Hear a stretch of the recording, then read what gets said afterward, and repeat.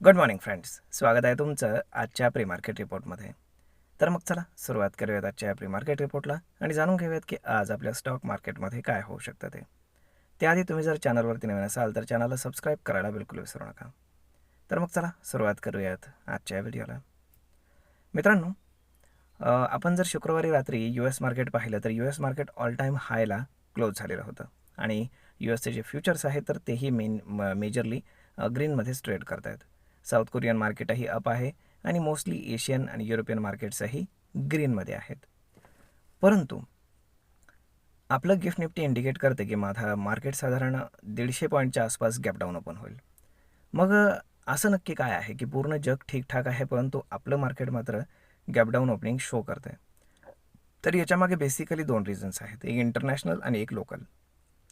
तर international reason म्हणजे असं की या शनिवार रविवारमध्ये जिओपॉलिटिकल जी काही डेव्हलपमेंट घडली आहे ती, त्यानुसार इराणनं जे काही प्रपोजल USला दिलं होतं, पीस प्रपोजल, तर ते अमेरिकेनं म्हणजेच डोनाल्ड ट्रम्प यांनी रिजेक्ट केलेलं आहे.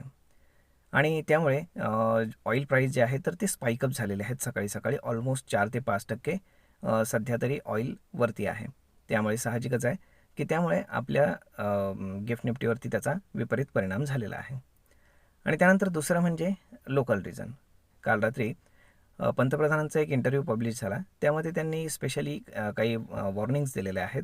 वॉर्निंग्ज इन द सेन्स त्यांनी सांगितले की भारतातल्या लोकांना आवाहन केलं की त्यांनी विनाकारण इथून पुढचे 1 वर्ष सोनं खरेदी करू नये. त्यामुळे काय होतं की सोनं आपल्याला इम्पोर्ट करावं लागतं आणि त्यामुळे आपला फॉरेक्स रिझर्व जो आहे तर तो मोस्टली त्याच्यावरती खर्च होतो. परंतु सोनं ही जी आहे तर ती आपण काय म्हणू शकतो, एक एक डेड ॲसेट आहे की त्याच्यातनं कुठल्याही प्रकारची प्रोडक्टिव्हिटी होत नाही.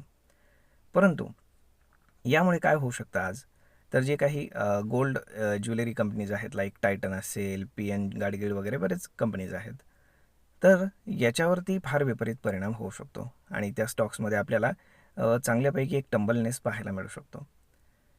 आता पंतप्रधानांनी अजून काय सांगितलं की पेट्रोल, डिझेल वगैरे ज्या काही म्हणजे ज्या गोष्टी आपण बाहेरनं मेजरली इम्पोर्ट करतो, आपल्या पेट्रोल असेल, डिझेल असेल, गॅस असेल, तर या गोष्टी कमी प्रमाणामध्ये वापरण्याचा त्यांनी सल्ला दिलेला आहे. जेवढं कमी होईल तेवढं कमी वापरण्याचा सल्ला दिला आहे.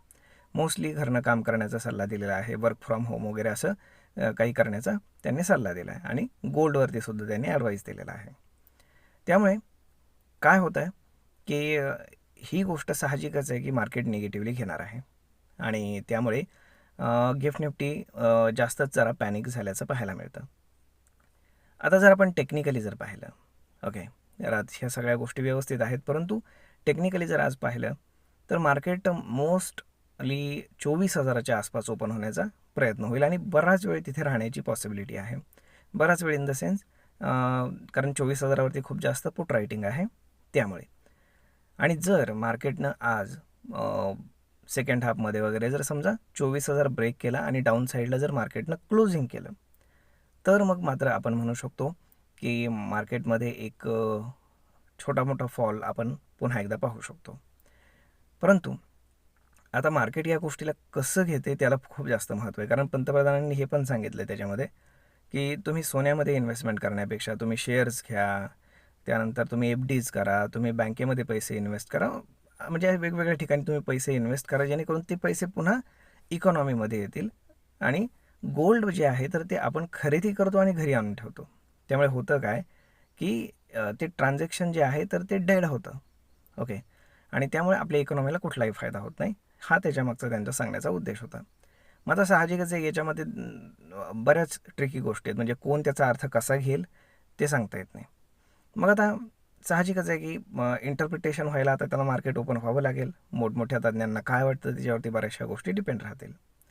त्यामुळे ही गोष्ट लक्षात ठेवा, जर 24,000च्या खाली मार्केट जर बंद झालं तर मार्केटमध्ये बेरिशनेस कंटिन्यू राहणार आहे आणि ज्याला आपण सेल ऑन राईजचं मार्केट म्हणतो तर ते तिथनं पुढं सुरू होईल. आणि जर एवढा मोठा इव्हेंट होऊनही जर समजा मार्केट 24,000च्या खाली येऊन क्लोज झाले नाही, 24,000 किंवा 24,000च्या थोडं जरी वरती मार्केट क्लोज होऊ शकलं, तर आपण म्हणू शकतो की मार्केटमध्ये अंडरलाईन स्ट्रेंथ आहे की जे मार्केट आपल्याला पुन्हा एकदा बाय अँड डिपची स्ट्रॅटेजी कंटिन्यू ठेवण्याचं सिग्नल करते. आता या सगळ्या गोष्टी जर पाहिल्या तर मेजरली एफ-आय-एस आणि डी-आय-एसमध्ये जर आपण पाहिलं तर एफ-आय-एसनं अगेन एकदा सेलिंगच केलेलं आहे आणि डोमेस्टिक इन्स्टिट्यूशन्सने खरेदी केलं आहे.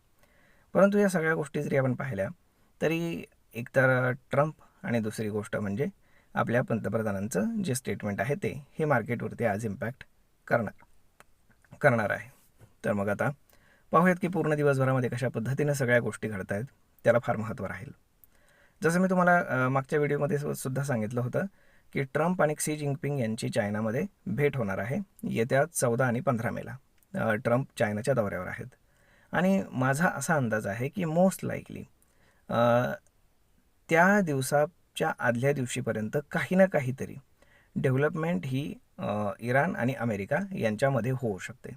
कारण त्याशिवाय ट्रम्प जे आहेत तर ते ट्रम्प जे आहेत तर ते चायनाला काही जास्त हाती लागून देणार नाहीत आणि साहजिकच आहे चायनाचा इंटरेस्ट अमेरिकेमध्ये आहे आणि त्यामुळे ही गोष्ट होऊ शकते असं मला वाटतं.